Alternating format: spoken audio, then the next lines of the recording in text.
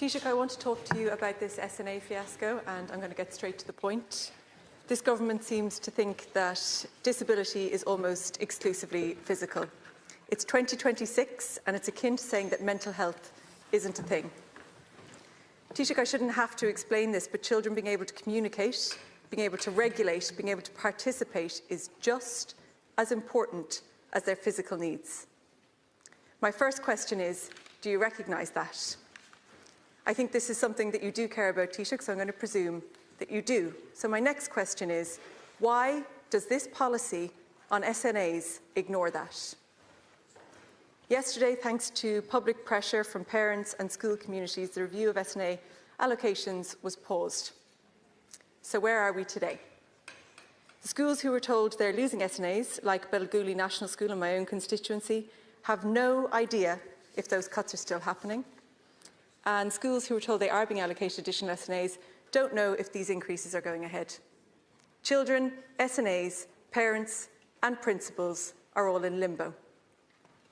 All they know is there is now going to be a review into the original review. Nobody knows how long this second review is going to take or what the criteria for it will be. And the criteria are key. An SNA's work is not an optional extra. They do extraordinary and essential work, helping children with their medical needs, helping them through their anxiety, through painful transitions, through all of these tough and difficult moments. Without SNAs, children would be excluded. Even with an increase in the overall number of SNAs, the reality, Taoiseach, is we need more. And instead of doing what needs to be done to achieve that, instead of improving paying conditions, instead of professionalising their role, instead of including more secondary care needs in their contracts, this government has reduced this essential support down to numbers on a spreadsheet, and you have completely missed the point. I spoke to SNA Samantha O'Flanagan this morning, and she put it better than I could. Taoiseach, she wants to know, when a child won't come up the stairs because of anxiety, when they run out of the classroom because they are dysregulated or overwhelmed, when they sit in a corridor crying because they are so emotionally distressed, what is the teacher meant to do? What are the up to 27 other children meant to do? This is the reality in schools. Emotional regulation and sensory support is just as important as physical care needs. Children need to feel safe in school, to be regulated in order to learn, and SNAs are the ones who facilitate that. So back to my original question, Taoiseach. Do you recognise disability isn't just physical? And if so, why does the SNA policy ignore that? Will you scrap this policy and focus on what needs to be done? Taoiseach. With respect, Deputy, I know the full needs of every child, and they extend beyond physical.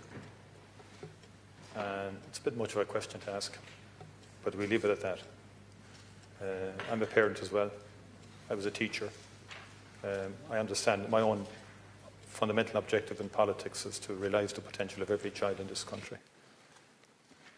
In terms of SNAs, the 214 circular is clear on the sensory needs and the role of SNAs in relation to that. There is a workforce planning exercise underway in consultation with all stakeholders in terms of the optimal role of SNAs. In terms of communication and so forth, in my view, therapies are essential. We don't have an adequacy of provision in therapies in terms of communication for every child. That's why we're bringing in a school-based therapy service to have an optimal approach to enabling children to early on in their lives be in a position to communicate properly and effectively, or to get help in that regard. That's why the language classes came in many years ago. Across the country we have specialist language classes that do very well in helping children with language difficulties early in life, reintegrating them into primary schools. We need more of that, but fundamentally we need more therapists, in my view, and we need multidisciplinary teams in our special schools, and we need them ultimately then in our mainstream schools.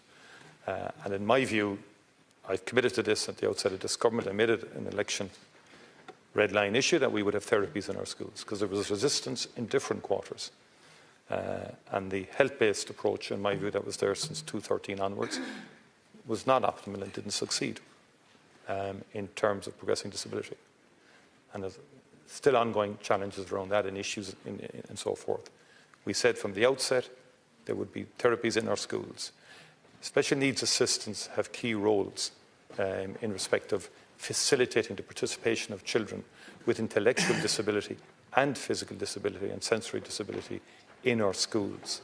But it should be part and must be part of a multidisciplinary approach ultimately. And that to me is the approach that ultimately will benefit children. And I think taking therapists out of special schools in the last decade was a mistake.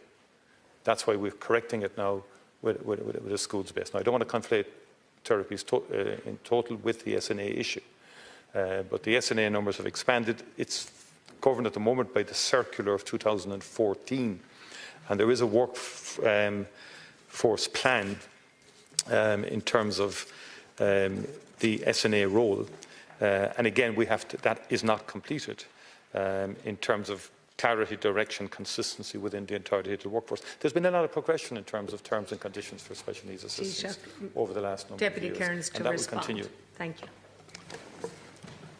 Taoiseach, you said it's a bit much to ask that question, and I have to say I agree with you. I don't think that we should have to ask that question, but the reality is that the policy, the implementation of this, doesn't represent your words here today at all. So over time and incrementally, it has happened that the allocation of SNAs is based almost exclusively on physical needs and not other needs. That is the reality. Speak to the SNAs, speak to the teachers, speak to the principals, speak to the families. So I didn't want to have to ask you that question, but I do have to ask you that question because you need to push your policy where your mouth is. You recognise there's a problem with this policy because it's been paused. It wouldn't be paused if you didn't recognise that. So the question I'm asking, and indeed deputies have been asking you for the last 24 hours, is what happens now? How long is this review going to take? Are you going to change the approach? Do you recognise that we need more SNAs? And is the focus going to be on that, rather than looking at a spreadsheet and deciding who can you move where, when you know how disruptive that is to a classroom? How long are children, their families and their schools going to be left in limbo? Taoiseach, please. We have increased the number of SNAs. Deputy Taoiseach is responding. Sorry, we have increased significantly the number of special needs assistants, and I would welcome a proper engagement on this subject, because the fallback position from opposition all of the time is more.